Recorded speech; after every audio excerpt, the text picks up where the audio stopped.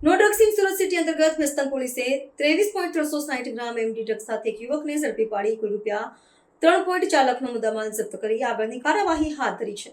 Police કમિશનરના no drugs in Surat city અભિયાન અંતર્ગત વેસ્ટર્ન પોલીસે એક મોટી સફળતા હાંસલ કરી છે।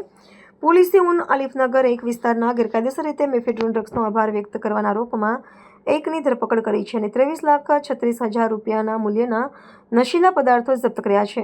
વેસ્ટર્ન પોલીસ સ્ટેશનના પોલીસ ઇન્સ્પેક્ટર કેપી ગામેતી અને જે.એમ. સોલંકીના માર્ગદર્શન હેઠળ પીએસઆઈ જે.એમ. પટેલની દેખરેખમાં પેટ્રોલિંગ ટીમને વિશ્વસનીય બાતમી મળી હતી। આ બાતમીના આધારે પોલીસની ટીમે સંબંધિત જગ્યાએ રેડ કરી રેડ દરમિયાન આરોપી શેખ યાસીન સલમાનને તેની નજીકની દુકાન પરથી ધરપકડ કરવામાં આવ્યો। શોધખોળ દરમિયાન પોલીસને તેની પાસેથી 23.360 ગ્રામ મેફેડ્રોન ડ્રગ્સ મળી આવ્યું, જેનું બજાર મૂલ્ય લગભગ 2,33,600 રૂપિયા છે। ઉપરાંત પોલીસે આરોપી પાસેથી 2 મોબાઈલ ફોન અને રોકડ 28,000 રૂપિયા પણ જપ્ત કર્યા છે। આ રીતે કુલ 3,04,600 રૂપિયાના મૂલ્યનો મુદ્દામાલ જપ્ત કરવામાં આવ્યો છે।